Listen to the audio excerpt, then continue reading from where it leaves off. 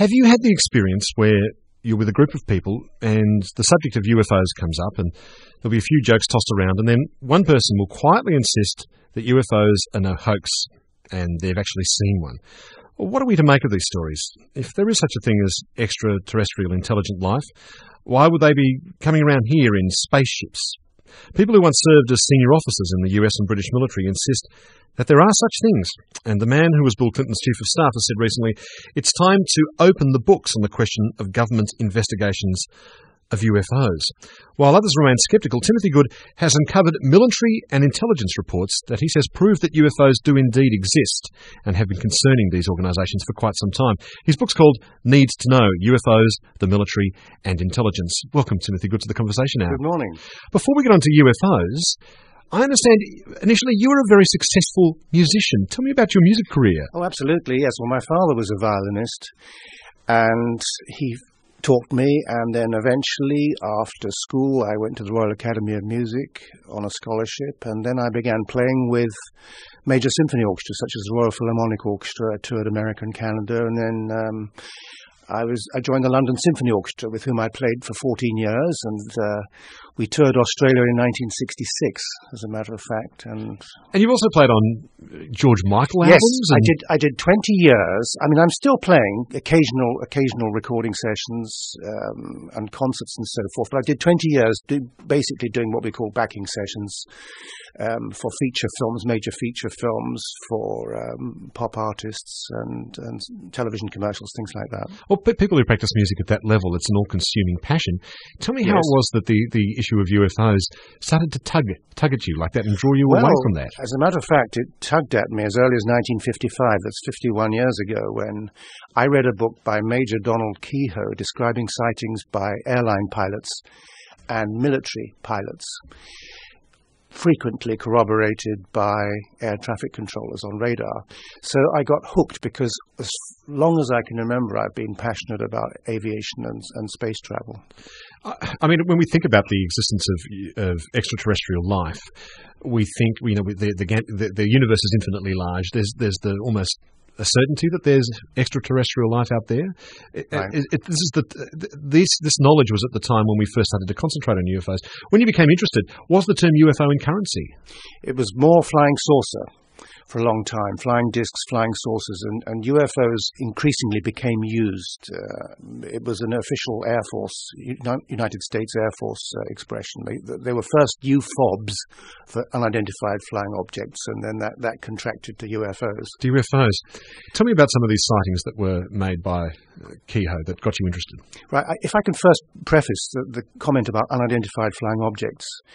The most important point is that an unidentified flying object, a UFO, is just that. It doesn't necessarily mean it's an extraterrestrial spacecraft. That's very important.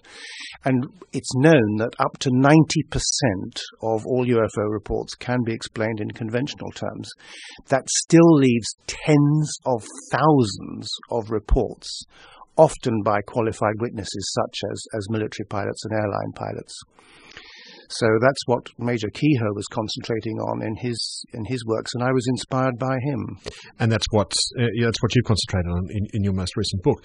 All right, making that distinction then between UFOs and whether they're actually spacecraft piloted by extraterrestrial life. If they're not from extraterrestrials, who could be flying these things? Well, I think in recent years it's quite possible that the Americans have developed very sophisticated, top-secret aircraft and spacecraft. I mean, often, like the stealth project that starts 20 years before people even get to see a photograph of the thing. They're flying 15 years, 10 years, whatever before. And it's the same now. There are some very, very advanced spacecraft, I'm told, some of them using very unconventional forms of propulsion, which, if seen, would obviously give rise to an unidentified flying object report. But I do think some of them most definitely come from other civilizations, not necessarily all of them extraterrestrial. I think it's an outrageous theory. I'm not the first to propound the theory, but I am convinced that some activity comes right here on Earth from an advanced civilization which perhaps remains hidden to us and perhaps relating to our past. So I think this planet has been inhabited. there are bases, if you like, whatever. Is that pure supposition, or is there evidence for that? Well, some of the beings who are alleged to have established communication with us human beings say that we are a genetic byproduct by them of genetic engineering going way back to the period of Homo erectus. And at that time, they had actually established a colony on planet Earth, apparently. That's what's alleged. I certainly can't prove that. There's no documentation for that. But given that many of these beings are very, very similar to human beings, albeit maybe tens of thousands of years in advance of us, I think it's not such a ridiculous idea. Where would they be? I mean, we'd surely see them. Well, we have seen them. I was informed by one of my sources in Washington, D.C., that there are a number of bases around the planet. I was given some specific locations, some of them very non-specific. Sorry, when you say sources in Washington, D.C., what do you mean? Do you mean military sources? I mean military sources, yes.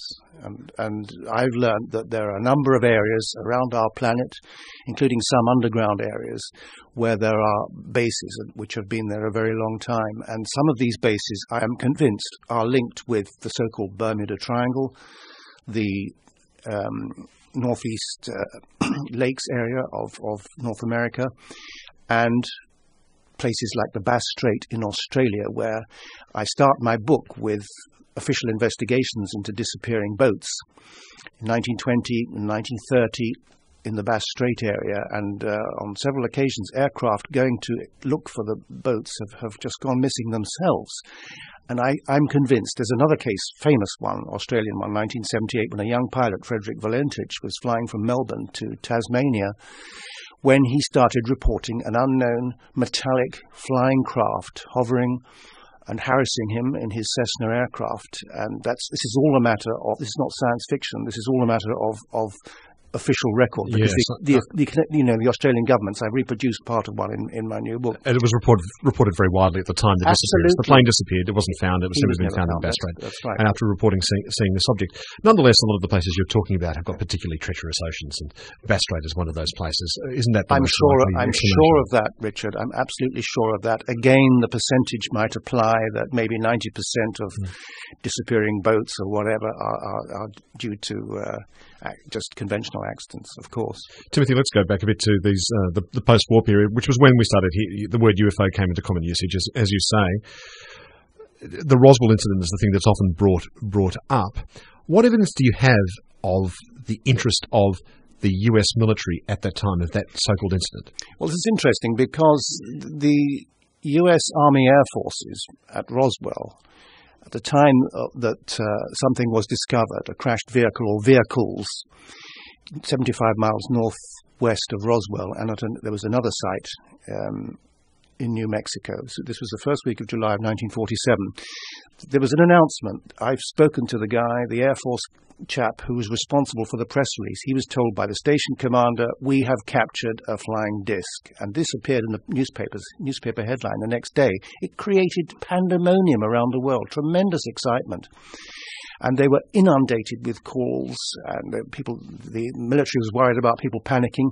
So the next day, statement went out that it was simply a crashed weather balloon. That's all. Now we have, and I've reproduced an affidavit in Need to Know, my new book, an affidavit from Brigadier General Dubose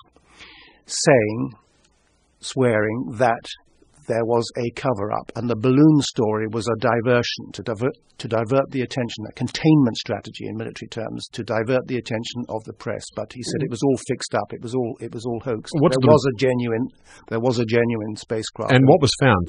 What were the official descriptions of this craft? Well, there are a number of people who've come forward. Some have said it was a disc-shaped craft.